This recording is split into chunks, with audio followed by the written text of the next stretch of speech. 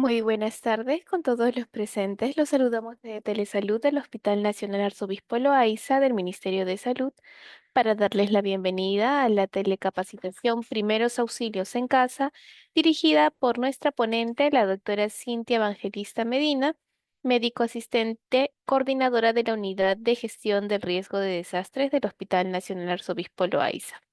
Asimismo, invitamos a todos participantes a realizar sus preguntas en el apartado de chat de Zoom para ser respondidas al final de la ponencia.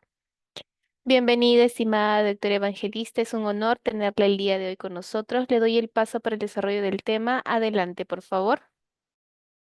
¿Cómo está? Muy buenas tardes. Esta clase es muy súper importante hablar porque es cómo vamos a tratar cuando tengamos los primeros signos de algún problema, ¿no? Que hayan tenido algún tipo de accidente con nuestros niños, con algún familiar cercano, y cómo actuar y cómo podemos hacer y cómo podemos ayudar. Vamos a hablar primeramente de qué es primeros auxilios. ¿Alguien tiene alguna idea de qué es primeros auxilios? Primeros auxilios se define como la ayuda en salud que se presta de forma inmediata, adecuada y provisional a una persona que ha sufrido un accidente o una enfermedad de manifestación súbita hasta que llega la ayuda profesional. Quiere decir que primeros auxilios es la ayuda que nosotros damos inmediatamente cuando la persona ha sufrido un accidente, ha sufrido una enfermedad y nosotros podemos ayudarlo. Pero para dar primeros auxilios tenemos que tener los conocimientos básicos. No cualquiera da primeros auxilios. Entonces tenemos que aprender cómo podemos ayudar. Porque si yo voy a dar un primeros auxilios y sin desconocer o no saber qué es lo que voy a hacer, lo que podría hacer es perjudicar a mi familiar o a mi paciente. Entonces, siempre que tenemos que conocer las mejores acciones básicas e importantes para poder nosotros dar nuestros primeros auxilios. ¿Y cuáles son esos objetivos importantes para que nosotros demos los primeros auxilios? Uno es salvar y conservar la vida. Quiere decir que si yo voy a ayudar a alguien, tengo que saber qué es lo que voy a hacer, ¿no? Porque imaginemos que voy, en vez de ayudarlo, seamos ya no una víctima, sino dos víctimas que al final sufren el accidente, ¿no? Evitar las complicaciones físicas y psicológicas. Las psicológicas también es súper importante porque a veces en vez de ayudar le empiezo a martirizar al paciente y el paciente se complica peor. Entonces tenemos que saber cómo ayudarlos. Y también asegurarnos de que si ese paciente ha sufrido un accidente grave, asegurarnos que se llegue a hacer el traslado a un hospital, una clínica, una institución de salud donde le pueden seguir atendiendo al paciente. Entonces es importante nosotros saber los objetivos de estos primeros auxilios. Normas generales. Uno, que cuando alguien empieza a tener un desvanecimiento, se haya desmayado, no, o haya tenido un tipo de accidente, no de frente de administrarle algún tipo de medicamento. Si no conocemos y no sabemos, no lo voy a administrar porque lo puedo atragantar. No darles líquidos por vía oral si se llegó a desmayar o tiene alguna alteración de la conciencia y no responde o está desorientado, empezar a darles líquidos, en vez de ayudarlo, el paciente puede atragantarse. La persona que está queriendo para recibir primeros auxilios, en vez de ayudarlo, lo perjudicamos. No darle licor en ningún caso. Algunos dicen, dale un poquito de saque, dale un poquito de licor para que se despierte. No, porque la persona se atraganta y peor es, y también le puede quemar toda la vía respiratoria. No haga comentarios sobre el estado de salud del lesionado. No puede estar tratando de ayudarle y al costado estar hablando del paciente, ¿no? ¿Qué es lo que está teniendo? Mira lo que le ha pasado. Entonces, eso es lo más importante. Es también importante reconocer la cadena de vida en primeros auxilios. Quiere decir, esta es una cadena de vida extrahospitalaria. Cuando una persona ha tenido un accidente, nosotros tenemos que reconocer un lugar que sea un escenario seguro. Quiere decir de que no haya a un lugar, por ejemplo, que haya residuos peligrosos o de repente un lugar que haya gases. Si nosotros o de repente de alto tráfico, si nosotros reconocemos eso, no ingresamos ni nos acercamos. ¿Por qué? Porque en vez de que haya un lesionado, llegan a ser dos. Entonces, es importante reconocer el lugar, ver que sea un lugar seguro. Si es un lugar seguro, que no haya tránsito de carros, que no sea un sitio que haya inhalación de gases, yo puedo ingresar para seguir ayudando. Pero si no, espero o llamo al 105, que es la policía, para que nos ayude, ¿no? A poder despejar esa zona. Dos, reconocer los números de emergencia, hacer una activación del sistema. Y esos números de emergencia tenemos que saber cuáles son. El 116, que es el central de bomberos, y el 106 que es SAMU. Esos son los números más importantes que ustedes tienen que conocer. Ante una emergencia, al 106 que es SAMU, que viene inmediatamente, y el 116 que son bomberos. Bomberos también tienen unidades médicas que vienen a apoyarnos. Dos, realizar nuestros primeros auxilios adecuados, ¿no? Si el paciente ha tenido un accidente, proteger la parte cervical, o sea, la parte del cuello, la cabeza, ¿no? Si está sangrando, tener también primero nuestras medidas de vida, ¿no? Si nosotros vamos a dar primeros auxilios a una persona que está sangrando, es importante que utilicemos guantes, no por querer ayudar nos contaminemos y después salgamos nosotros perjudicados, ¿no? Y lo último, al llamar al 116 pidiendo que venga una unidad para apoyarnos con esta persona, ¿no? Hacer el traslado adecuado, que venga la ambulancia y lo traslade. Es importante que en casa tengamos nuestro botiquín de primeros auxilios, que tengamos materiales para poder ayudar. Siempre es bueno tener un maletín pequeño donde siempre debemos de tener gasas, tenemos que tener guantes, porque si vamos a hacer bioseguridad, tenemos que, si vamos a agarrar sangre o vamos a objetos que estén eliminando secreciones, tenemos que utilizar siempre guantes porque tenemos que protegernos. Es importante siempre nuestra protección, ¿no? Tener de repente curitas, algodón, alcohol, una pinza para retirar cuerpos extraños, ¿no? Termómetro, una mascarilla, una linterna, ¿no? Dentro de nuestro botiquín de primeros auxilios. También podemos utilizar algún tipo de crema para quemaduras, ¿no? Paracetamol, ¿no? Por si está haciendo fiebre, ¿no? Todo eso tenemos que tener en nuestro maletín de primeros auxilios. Siempre es importante que nuestro maletín de primeros auxilios siempre esté cerca a nosotros, cerca a la puerta, cerca de repente a un lugar donde nosotros vamos a poder recogerlo rápidamente para poder atender, ¿no? Vamos a ver un video acerca de lo que estamos hablando. Capacitación en primeros auxilios. ¿Cuántas veces alguna enfermedad recibe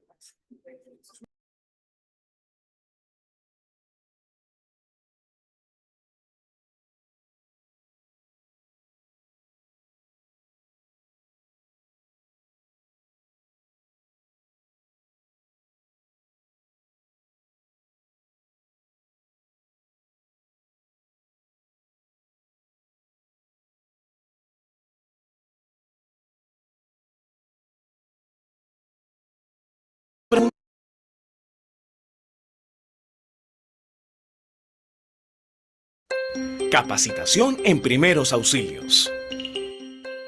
¿Cuántas veces ante una enfermedad repentina, un accidente, nos preguntamos qué podemos hacer?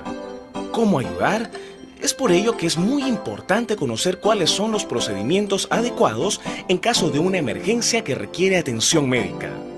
El conocimiento en primeros auxilios. Los primeros auxilios, como su nombre lo indica, la primera ayuda, son los cuidados inmediatos que se prestan a una persona accidentada o enferma antes de que reciba tratamiento por personal de formación médica. Los objetivos de los primeros auxilios son: conservar la vida, evitar complicaciones físicas y psicológicas, ayudar a la recuperación, saber cuándo y cómo hacer las cosas y cuándo no hacerlas, asegurar el traslado correcto del accidentado a un centro de salud. Lo que no se debe hacer cuando se presenta una emergencia: no metas las manos si no sabes. No toques las heridas con las manos, boca o cualquier otro material sin esterilizar. No laves heridas profundas ni heridas por fracturas expuestas, únicamente cúbrelas con apósitos estériles. No toques ni muevas los coágulos de sangre. No intentes coser una herida, pues esto es asunto de un médico. No coloques algodón absorbente directo sobre heridas o quemaduras. No apliques tela adhesiva directamente sobre heridas. No desprendas con violencia las gasas que cubren las heridas. No apliques vendajes húmedos ni demasiados apretados. Interrogatorio y observación del lesionado. Es muy importante saber en qué condiciones se encuentra el paciente. Si el paciente está consciente, pregúntale su nombre, su edad, en dónde le duele, etc. El interrogatorio debe dirigirse primordialmente hacia los signos y síntomas que en ese momento le causan mayor molestia al lesionado. Si el paciente está inconsciente, pide ayuda médica de inmediato y revisa al lesionado. Pasos que debes seguir para revisar a un lesionado. Mantener siempre junto a ti a un testigo. Iniciar con el procedimiento de revisión de rutina. Este procedimiento se debe realizar tanto en pacientes conscientes como inconscientes. Aflojar las ropas del paciente. Examinar de manera individual cada parte del cuerpo. ¿Qué son los signos vitales? Se denominan signos vitales a las señales o reacciones que presenta un ser humano con vida, que revelan las funciones básicas del organismo. Los signos vitales son respiración, pulso, reflejo pupilar, temperatura, presión arterial. En el caso de la revisión de los reflejos es muy importante aplicar el BOS: ver, oír, sentir. Para realizar una correcta atención médica debe seguir el siguiente protocolo. 1. Asegurar la escena. 2. Bioseguridad. 3. Evaluar el estado de la conciencia. 4. Pida ayuda. 5. Evaluar el CBA. Pulso. Respiración. Abrir la vía aérea. ¿Qué hacemos con la respiración? Para controlar la respiración, usted debe contar los movimientos respiratorios, tomando la inspiración y la expiración como una sola respiración en un minuto. La frecuencia respiratoria normal de un adulto que esté en reposo oscila entre 15 y 20 respiraciones por minuto. Cuando la frecuencia es mayor de 25 respiraciones por minuto o menor de 12 en reposo, se podría considerar anormal. ¿Qué es el pulso? Es la expansión rítmica de una arteria, producida por el paso de la sangre bombeada por el corazón. Los más comunes son el pulso radial y el carotidio. ¿Cuáles son las maneras de tomar el pulso? Carotidio. Mientras se mantiene la deflexión de la cabeza, los dedos índice y medio se colocan sobre la laringe, efectuando un barrido desde la línea media hasta la carotidia, oprimiendo suavemente con las yemas de los dedos un tiempo suficiente, aproximadamente 5 segundos. Radial. Palpa la arteria radial que está localizada en la muñeca, inmediatamente arriba en la base del dedo pulgar. Coloca tus dedos, índice, medio y anular, haciendo ligera presión sobre la arteria. Cuenta el pulso en 1 minuto. El pulso normal de los adultos sanos oscila entre 60 y 100 latidos por minuto. Las niñas a partir de los 12 años y las mujeres en general suelen tener el pulso más rápido que los niños y los hombres. Al medir la presión de la sangre se registran 2 cifras. La cifra más alta, sistólica, se refiere a la presión en el interior de la arteria cuando el corazón se contrae y bombea la sangre al cuerpo. La cifra más baja o presión diastólica se refiere a la presión en el interior de la arteria cuando el corazón está en reposo y se está llenando de sangre. Presión normal, sistólica, menos de 140 miligramos de mercurio. Diastólica, menos de 90 miligramos de mercurio. Desmayos o lipotimias. Los desmayos pueden ocurrir cuando muy poco oxígeno llega al cerebro. Uno pierde el conocimiento parcial o totalmente por unos segundos o unos minutos. ¿Qué cosas pueden causar un desmayo? Emociones fuertes, aire viciado en un sitio cerrado, ayuno prolongado, dolor, presión arterial baja, etc. En caso de desmayo debes hacer lo siguiente. Colocar a la víctima en un lugar con una buena ventilación. Afloje la ropa. Indique que respire profundamente. Si está consciente, acuesta la boca arriba. Levante las piernas. No le dé nada de comer ni de beber. ¿Qué son las convulsiones? La convulsión es la contracción involuntaria y violenta de los músculos y provoca movimientos irregulares. La crisis convulsiva se inicia con una pérdida brusca del conocimiento y la caída de la víctima al suelo. En el caso debes hacer lo siguiente. Aflojar la ropa apretada. Colocar a la persona en el suelo. Dejar descansar la cabeza de la persona. Voltear a la persona de lado. ¿Qué son las heridas? Listo, entonces hablamos un poco de las convulsiones, que son movimientos tónico-clónicos involuntarios que se pueden presentar en las personas. ¿no? Y esto es de nosotros saber, porque en cualquier momento podemos presentar o encontrar a alguien que esté presentando algún tipo de convulsiones. Y lo importante acá es mantener la calma y medir la convulsión, o sea, ver mi reloj y ver cuánto tiempo dura esa convulsión. Lo llevamos a un centro de salud, a un hospital, un instituto, siempre nos van a preguntar cuánto tiempo ha durado esa convulsión. ¿Ha durado 20 minutos? ¿Ha demorado segundos? Eso es importante para nosotros saber qué convulsión está presentando ese paciente. Dos, retirar objetos peligrosos, porque de repente ella está cogiendo un vaso o una botella y cuando presenta la convulsión se puede caer y eso le puede a ella hacer algún tipo de corte al paciente, le puede presentar cortes en las piernas, en los brazos, en el tórax. Entonces nosotros retiramos todo objeto peligroso que pueda lesionar a nuestro paciente o familiar. Tres, poner a las personas de costado, ponerle en una posición segura. En la figura nosotros hemos puesto una posición segura, ¿no? Doblamos el brazo, le ponemos encima de la cara, ¿no? ¿Para qué? Perdón, por debajo de la cara, ¿para qué? Para que no se siga lastimando. Doblamos la pierna para que cuando tenga la convulsión, ¿no? El paciente no se lesione más y si elimina algún tipo de secreción o empieza a vomitar, de esa manera ayudamos a que no se aspire, ¿no? Y no se atragante con la espuma o la flema o los vómitos eliminar. Esa es la posición segura. No, cuatro, no introducir objetos. Algunas personas dicen, métele una toalla, métele una cuchara para que no se muerda la lengua. No, porque en vez de ayudarlo le puedes lesionar más. Y a veces, por querer meter algo, metemos los dedos y la persona que está convulsionando, como no está consciente, puede morderla o lesionar. Entonces es importante no meter nada por la boca.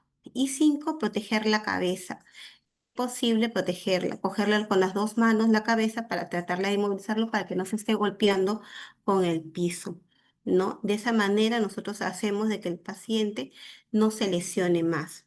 Y lo otro también que es importante, no darle aguas ni alimentos cuando esté en el momento de la convulsión, porque se puede atragantar, ¿no? Veo que ha finalizado la convulsión, continuamos en la posición segura que habíamos colocado, ¿no? El brazo, la pierna también encogida para que el paciente no, si empieza a eliminar flema o empieza a vomitar, no se atragante. Realizar exploración física de posibles lesiones, vamos viendo nosotros como estamos viendo en esta figura, nosotros nos ponemos en la cabecera y de esta manera vamos viendo si hay algún tipo de lesiones o laceraciones que pueda presentar. Si es la primera vez que le ha pasado, que nunca antes ha convulsionado, es importante llevarlo al centro médico, al hospital o a la clínica para hacerle un estudio y ver por qué está presentando estos tipos de convulsiones. Si es un paciente con epilepsia, ¿no? Y vemos de que el paciente está presentando las convulsiones, no ha tomado su medicamento, indicarle que tome su medicamento que toma para las convulsiones, ¿no? Y también llevarlo al centro médico.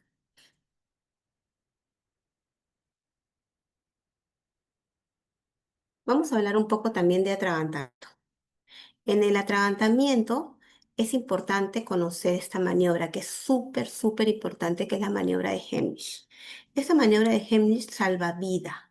Ayuda a que si alguien se atraganta con un pedazo de carne, un pedazo de alimento, hasta con esas bolitas de quinoa, nosotros le podemos ayudar porque eso ocasiona de que pierda, ¿no? el pasaje de aire y el paciente le falte ingresar oxígeno, se vuelve cianótico, que es el color azulado, ¿no? Y hace un proceso de apnea o paro respiratorio.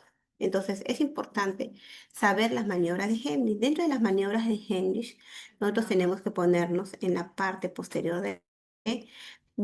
al inicio, si vemos que empieza a atragantarse, podemos dar unas palmadas, pero si el paciente con sus manos empieza a cogerse el cuello, ¿no?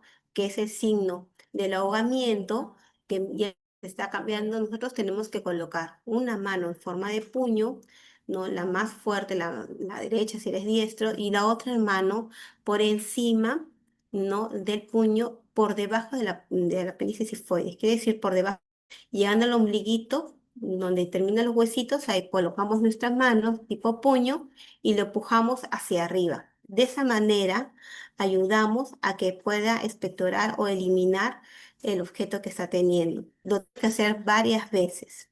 Entonces lo que hacemos es colocamos el puño, rodeamos con nuestra otra mano, lo colocamos por debajo donde está el huesito, los penicifoides, ¿no? Y lo llevamos para arriba. Siente, expulsa, entonces paramos de hacer la maniobra de Heimlich. Si el paciente lo llega a expulsar, continuamos con fuerza hacia nosotros, colocándole presión, no de abajo hacia arriba. Acá estamos realizando la compresión abdominal, ¿no? Lo que se tiene que hacer es despejar las vías respiratorias y hacerle presión para que con nuestras manos pueda expulsar esto, ¿no? Acá este es el penicifoides, por debajo, debajo de estos huesitos, ponemos nuestro puño, ¿no? La otra mano lo coloca encima y hacemos una posición de abajo hacia arriba para eliminar. Acá también en una niña, ¿no? Presenta la cara angustia, siempre que le falte el aire, nos colocamos por detrás del paciente, ubicamos el ombliguito con el dedo medio, colocamos nuestro puño, entrelazamos nuestra mano, la ponemos encima, ¿no? Que cubra todo el puño y hacemos una presión de dentro hacia arriba. ¿Y qué pasaría si nosotros mismos nos atragantáramos y estamos solos? Entonces lo que hacemos es colocamos un puño, no colocamos nuestra mano encima y agarramos una silla. Y con esa silla presionamos también de abajo hacia arriba, para poder eliminar, ¿no? El objeto extraño que estamos teniendo. Si son niños lactantes menores de 1 año, ¿no? En ellos sí tenemos que hacer primero puño, agarramos nuestra parte de la palma y le damos entre los dos omóplatos del bebé y hacemos tipo no tan fuerte que tampoco nos lesionemos, pero damos palmadas para que elimine el objeto. De ahí lo volteamos al bebé y verificamos que el objeto esté casi saliendo, porque de ahí sí le podemos ayudar con nuestras manos. No, si es accesible y podamos retirarlo, perfecto. ¿No? Y si vemos que no lo elimina y el niño o el bebé está perdiendo la conciencia, hacemos compresión bien, ¿no? Las dos costillas en el medio y hacemos compresiones en el pecho para que el bebé pueda respirar y pueda también tener una mayor circulación. Esta tiene que ser rápida. Vamos a ver acá una maniobra de Heimlich.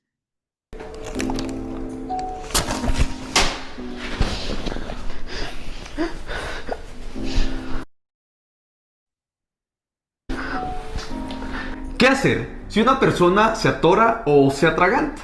Lo primero es mantener la calma e identificar la situación.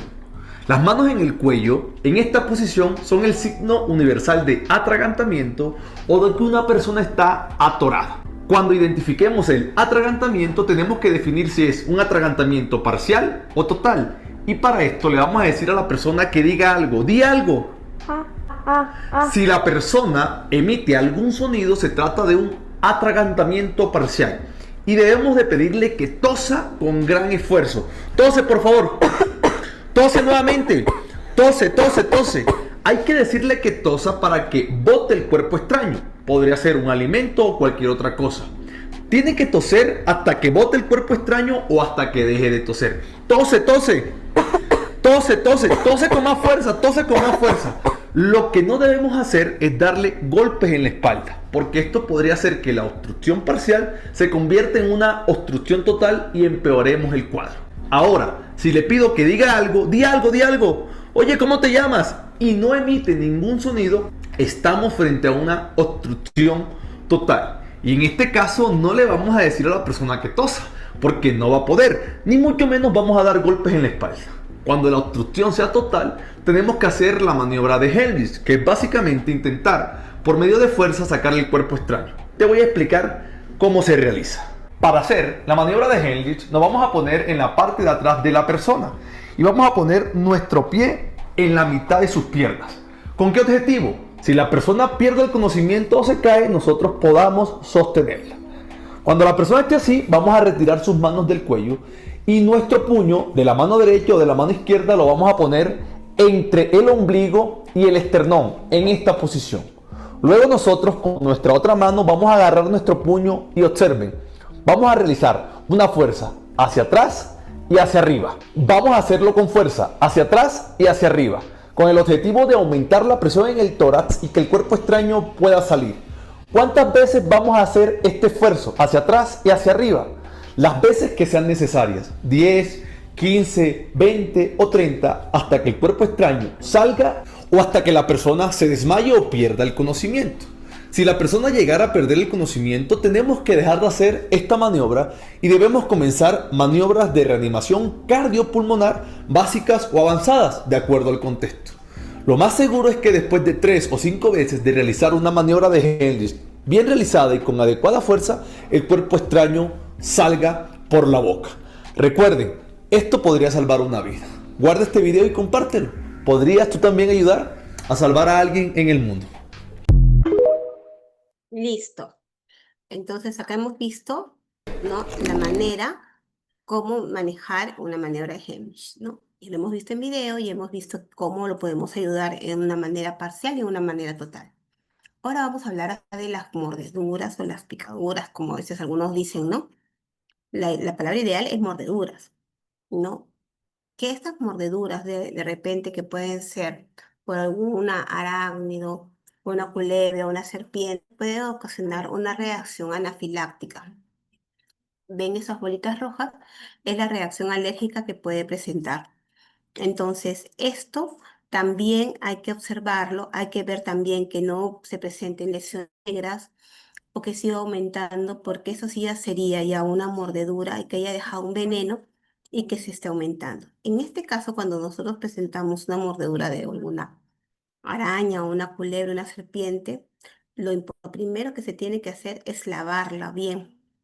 Colocar compresas de agua fría. Primero un buen lavado con algún jabón para desinfectarlo esa zona. Valorar si solamente es una alergia o si se está presentando de cambio de coloración.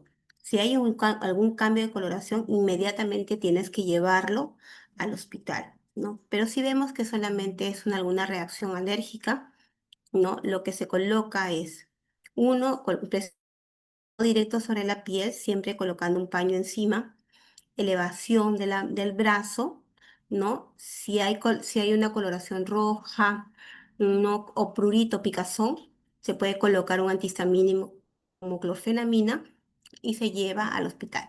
Si encontramos el agujón, también lo podemos extraer con una pinza, no con nuestras manos, y lo llevamos directamente al hospital para que continúe. Pero siempre es el lavado con agua y jabón y colocar compresas frías para ir desinflamando.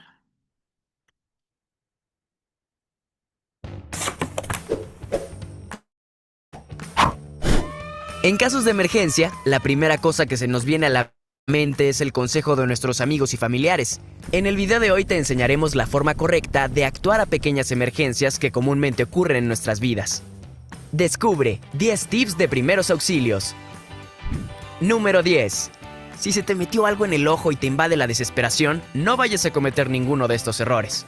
Muchas personas creen que al soplar cerca de un párpado, la basura dentro de su ojo saldrá volando. Otros intentan retirar el objeto con un pañuelo o con la misma mano.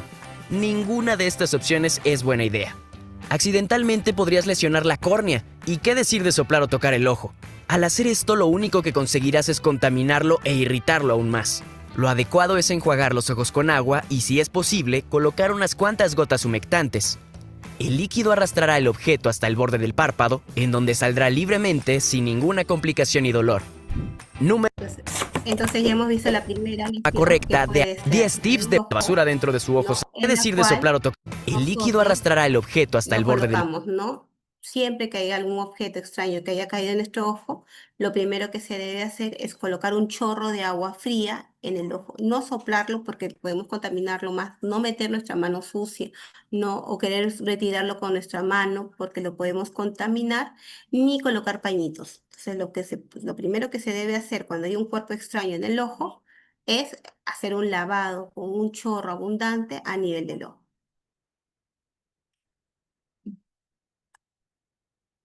Acá vamos a hablar un poco de las heridas. ¿Qué son las heridas? Las heridas es la pérdida de la integridad de los tejidos blandos, que puede ser por un agente externo, como un cuchillo, interno, con un hueso fracturado. ¿No? Nosotros tenemos diferentes tipos de heridas. Heridas tipo cortantes, punzantes, con ablación, quiere decir que sale un pedazo de piel, ¿no? Con erosión, que sale un pedazo de piel más sangre, por aplastamiento, por amputación o una herida contusa por un golpe que haya presentado o por un mal movimiento que se llama esguince y se vuelve un hematoma, una zona morada en esa zona. Entonces, tenemos heridas cortantes. Las heridas cerradas, ¿no? Es cuando es una contusión internamente, donde se forman hematomas internas y estos son coágulos de sangre que se van produciendo. En estos casos se coloca suelo, ¿no? En esta zona se puede colocar una crema que es anticoagulante como el Irudoid para que siga desinflamando, se venda también la pierna para que haga compresión y tenerlo levantado la pierna. Es importante que nosotros cuando presentemos algún tipo de heridas ver si se presentan algún tipo de hemorragia. Dentro de las hemorragias nosotros podemos ver las hemorragias arteriales, las hemorragias venosas y las hemorragias capilares. Las hemorragias arteriales son las más fuertes, son las que salen inmediatamente con gran cantidad y es de rojo brillante. Estas hemorragias arteriales es donde nosotros hacemos un tipo de compresión dos dedos por encima de la para poder comprimir y colocar compresas no secas a nivel de la lesión para que pueda resistir y coagular. En las de arteriales es bien difícil porque sale a chorro la cantidad de sangre. En la venosa, no, la salida es con menos cantidad, es de rojo oscuro y con una compresión fuerte se para de salir la sangre, se puede decir, ¿no? Entonces se coagula y es más fácil. En la arterial es más difícil y a veces tenemos que utilizar un torniquete. Capilar son las lesiones más pequeñas, ¿no? Donde salen, que a veces con un buen lavado, con agua y jabón, empieza a cicatrizar, o cuando nosotros hacemos una pequeña compresión, ya se desaparece esa lesión, ¿no? Continúa solamente la herida pequeña, pero ya no sangra.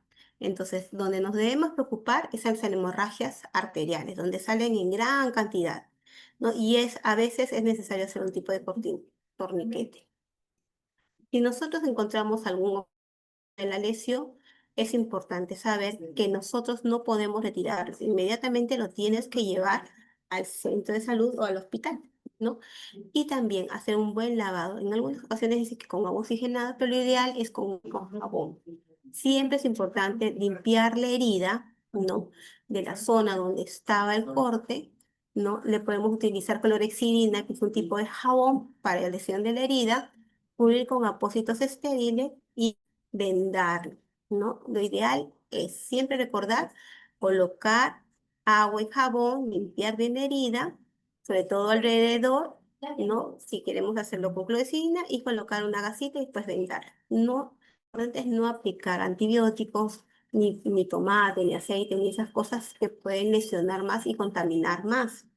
Y lo otro es, así es un objeto de metal, donde el que le ha producido la lesión o la herida, es importante que estén a la posta de salud, al centro de salud, para que le coloquen la vacuna antititánica.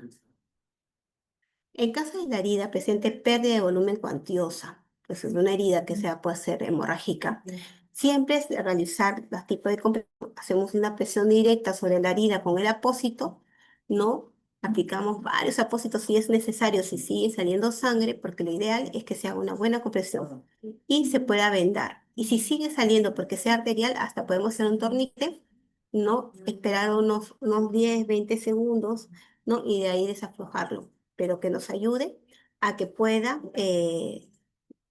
pararle el sangrado. Lo importante acá es cuando aplicamos el torniquete, inmediatamente tenemos que llevarlo al hospital o al centro de salud para que de ahí descongestione eso y lo puedan parar el sangrado, porque cuando ya empezó un sangrado profuso en grandes cantidades, es que estamos pensando en una hemorragia arterial. Volvemos a ver el control de la hemorragia, ¿no? Presión directa, colocamos compresas, siempre utilizando guantes, ¿no? Elevación del brazo, hacemos presión directa, pero si sigue saliendo sangre, podemos hacer un torniquete a 2, 4 dedos de donde está la lesión, hacemos una compresión esperamos unos 10 segundos, 15 segundos, podemos desaflojar el torniquete. Si volvemos a ver que sigue sangrando, volvemos a aplicar, pero inmediatamente tenemos que ir al hospital. Ahora vamos acerca de las quemaduras. Las quemaduras son lesiones a nivel de la piel y los tejidos causados por agentes causales, tales como calor, radiación o productos químicos que puedan lesionar todo nuestro dermis, nuestro epidermis, no pueden llegar hasta hipodermis. Entonces, las quemaduras se pueden dividir en quemadura de primer grado, segundo grado, tercer grado. La quemadura de primer grado se caracteriza porque hay una lesión en la parte más superficial de la piel, que es la epidermis, y esta lesión se vuelve atosa y siempre es muy dolorosa.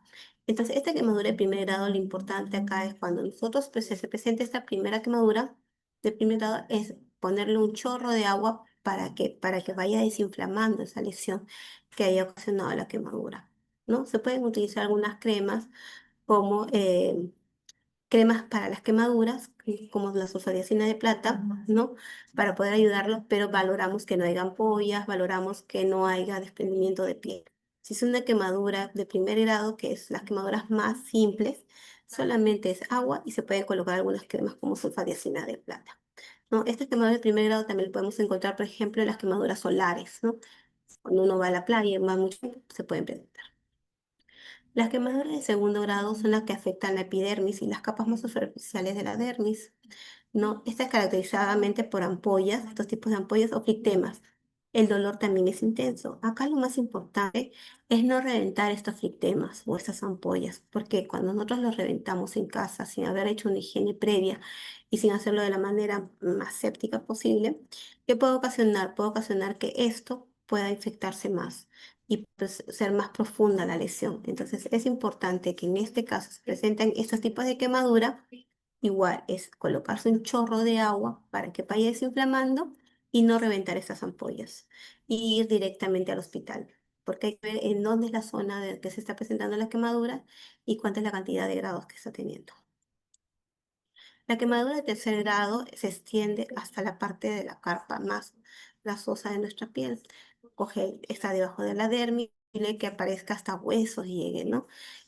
Estos tipos de quemadura a veces puede estar pegada a la ropa, entonces es importante cuando se presenten estos tipos de quemadura no retirar la ropa ni nada y colocarlo en y llevarlo inmediatamente al hospital, porque posiblemente va a necesitar requerir injertos y vas a tener que estar hospitalizado, porque estos pacientes que tienen quemaduras de tercer grado empiezan a tener también deshidratación, pérdidas de líquido en la piel y en el cuerpo y necesitan grandes volúmenes de agua, de líquido que se le integre. Entonces, estos tipos de quemaduras sí es importante inmediatamente, sin retirarle la ropa ni nada, llevarlos inmediatamente al hospital. Si la persona está ardiendo, ¿no? Hay que pedir que corra. Si la persona está en llamas, como ya sucedió y se ha visto en dos ocasiones, entonces podemos decirle, hacerle rodar a la persona en el suelo, no colocarle cintor encima, porque cuando ya sabemos que eso va a ocasionar de que el paciente se infecte más y al final no muera por la misma quemadura, sino pueda fallecer por la infección, ¿no? Colocar una manta, la empapo de agua fría, exprimo bien y le puedo colocar encima del paciente que está ardiendo en llamas. De esa manera lo voy a disminuir el fuego, le voy a quitar el fuego y el paciente va a poder ser atendido, ¿no? Se realiza la valoración primaria y busca signos de inhalación de humo, porque cuando también hay un tipo de quemadura, hay también laceraciones a nivel de esófago, ¿no? O también laceraciones de las vías respiratorias. Y como me habíamos dicho, ¿no? En estos casos, colocarle un chorro de agua para ayudar y valorar si es el primer, segundo o tercer grado. En estos casos, como habíamos dicho, ¿no? Si es una quemadura de segundo grado o primer grado, pues se retira todo lo que está teniendo el paciente, relojes, anillos, ¿verdad? Y como les dije, no retirar nada de la piel si es uno de tercer grado porque se adhiere a la piel y es perjudicial. No punzar las ampollas y no aplicadas de pomadas.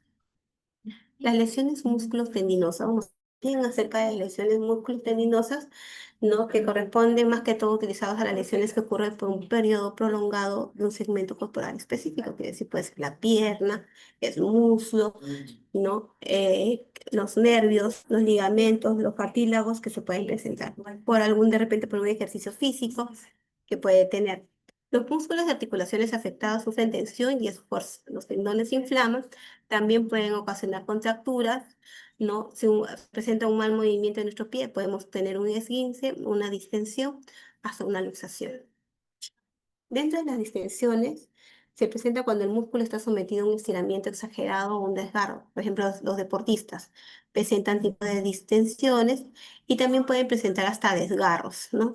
Puede ser un desgarro de primer grado, segundo grado y tercer grado.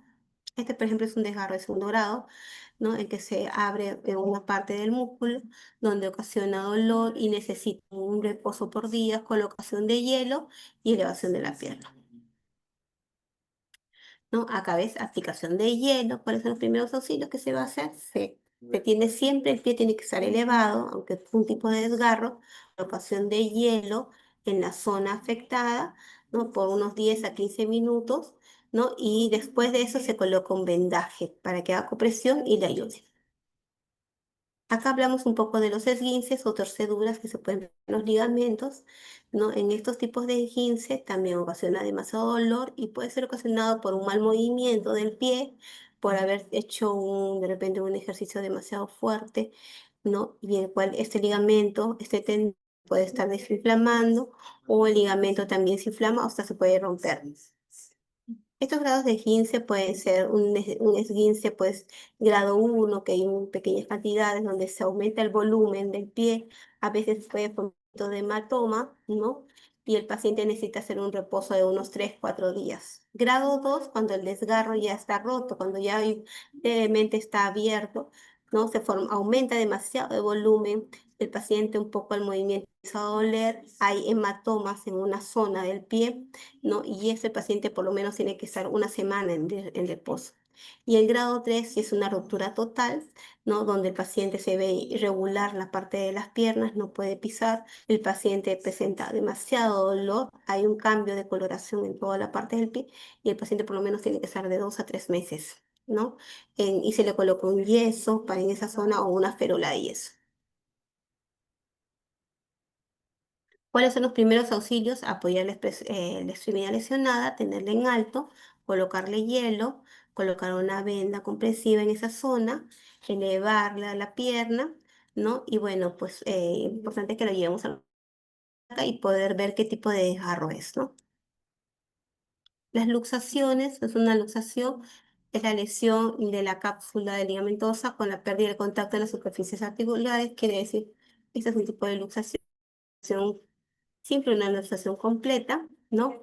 O una subluxación, y es cuando hay una simetría, ¿no? De la zona donde se está presentando la luxación.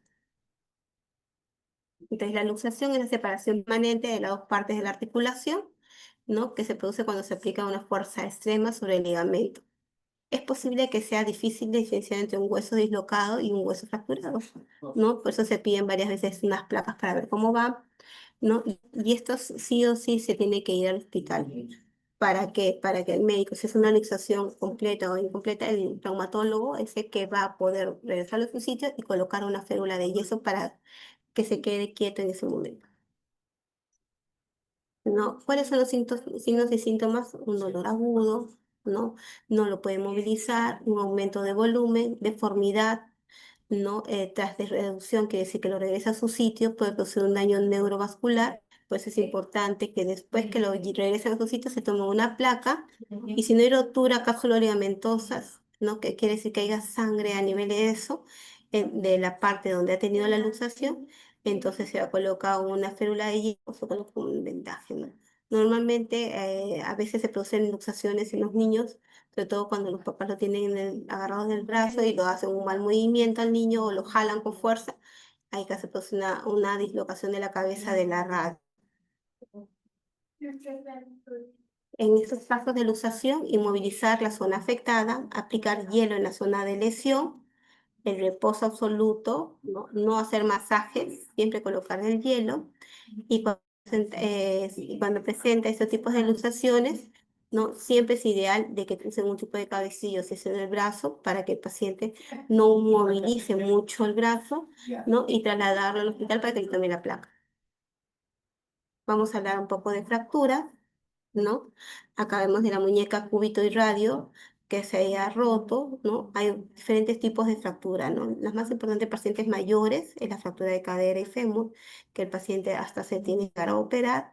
La columna vertebral también es importante porque en la columna vertebral inmoviliza la parte de las piernas, ¿no? Y tenemos diferentes tipos de fracturas. Fracturas de tallo verde, que son las fracturas que se presentan en una zona incompleta, transversal, que hace un tipo de corte transversal, la simple, que es una pequeña fractura, que es la más fácil de poder colocar una férula y con eso queda, la oblicua, la cominuta, que se puedan en varias partes y esta sí es necesario sí o sí, la espiral también se tiene que operar y la compuesta, que también es operable, y se ponen unos clavos acá para poder colocar, poder inmovilizar. La atención de una fractura, lo importante es inmovilizar la zona fracturada. Es una fractura abierta, una fractura cerrada, ¿no? Y lo importante es llegar a inmovilizar para trasladarlo al centro hospitalario. Se pueden colocar dos tablillas a los costados, ¿no? Y colocar una venda, o si no tenemos venda, y si es en la piel, por ejemplo, acá hemos utilizado dos correas, por ejemplo. Entonces, de esa manera lo que se quiere es inmovilizar y que no haya movimientos muy mínimos en el paciente. De esa manera no aumenta más la fractura y no la será más. Y bueno, acá casos de RCP que se da, ¿no? Que podemos explicar como en niños también nosotros podemos explicar y enseñarles acerca del RCP, que también es importante, que eso ya sería un curso más adelante, de las maniobras de reanimación cardiovascular, que es importante que todos conozcan y que nuestros propios hijos sepan cómo se debe manejar y nosotros manejar. Bueno, yo creo que eso sería todo por el día de hoy. Si alguien tiene alguna pregunta o información, me lo hace saber. Muchísimas gracias.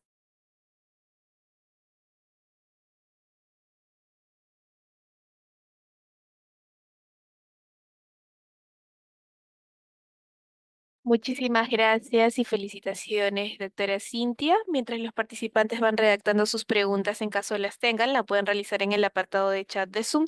¿Podría brindarnos alguna recomendación adicional respecto al tema expuesto el día de hoy? Sí, claro, es importante que ustedes conozcan cómo actuar ante todo primeros auxilios, ¿no? Cuando un paciente está y con una intoxicación, cuando un paciente está con un atragantamiento, es importante nosotros saber cómo actuar, cómo trabajar, ¿no? Es importante también que conozcan las maniobras de RCP, que no lo hemos hablado en este tema, pero sí es importante que lo lleguen a conocer, la maniobra de Heimlich, y siempre tener nuestro maletín de primeros.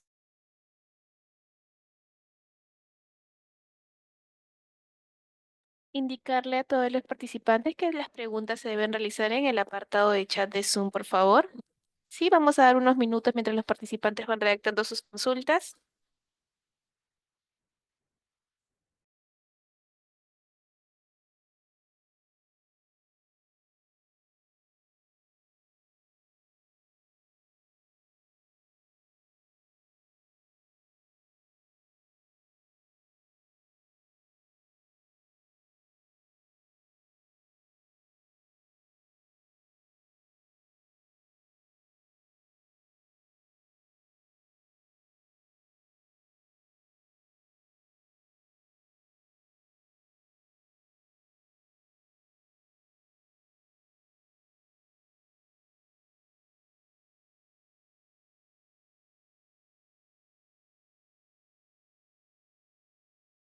Muchísimas gracias.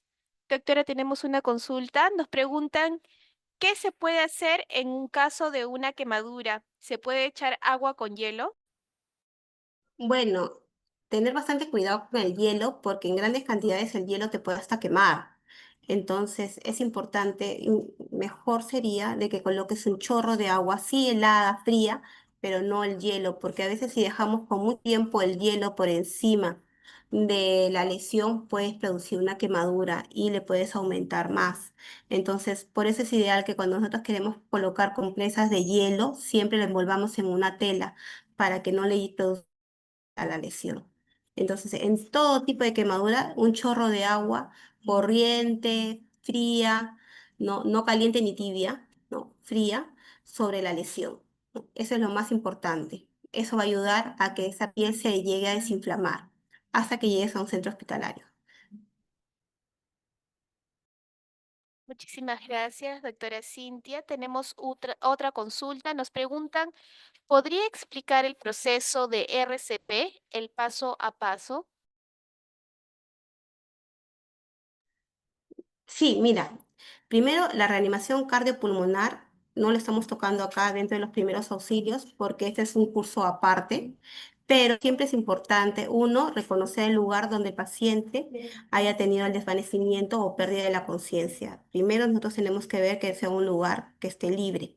Dos, verificar si el paciente está respirando, verificar si tiene conciencia, ¿no? Se hace un movimiento y verificamos si el paciente está despierto, si está orientado, si el paciente no responde, si el paciente no tiene pulso, también verificamos el pulso carotídeo, tiene que ser rápido, ¿no? Que ya en un curso aparte ya tendríamos que enseñarles, ¿no? Verificamos que no tiene nada de eso, iniciamos con, primero pedimos apoyo, llamamos a los números de emergencia que ya les había informado, que es el 106 y 116, para que vengan a actuar, para que nos apoyen con una unidad, mientras nosotros hacemos la maniobra de RCP. Después que hemos verificado que el paciente no responde, que no tiene pulso, que no hay ventilación, iniciamos con los masajes cardíacos.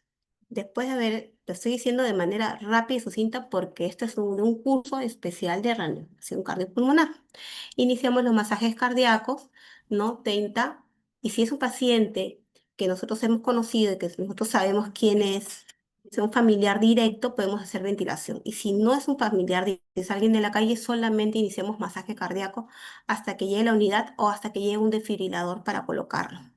Si el paciente responde, se despierta, lo colocamos en posición de seguridad, como ya les había explicado, con el brazo, o un brazo extendido, el otro brazo sobre la cabeza, doblado, lo lateralizamos para que el paciente respire mejor, si empieza a vomitar o algo, y vamos evaluándolo cómo va yendo el paciente. Si el paciente de nuevo hace otra vez el paro, de nuevo lo volteamos y de nuevo realizamos el RCP. Esa es una manera sucinta, breve, rápida de un RCP, de lo cual nosotros no hemos hablado y no hemos tocado en este tema, pero sí es para poder hacerle una clase especial acerca de eso. Gracias.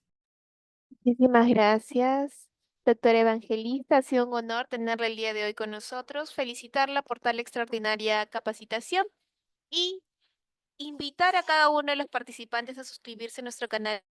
Encontrar como Hospital Nacional Arzobispo Loaiza, ahí podrán ver nuevamente las telecapacitaciones y tele-IS. De igual manera pueden escribirnos en los comentarios otros temas de interés que les gustaría que se llevaran a cabo próximamente. Y con nosotros sería hasta una próxima telecapacitación. Ha sido un honor tenerla el día de hoy con nosotros, doctora. Muchísimas gracias.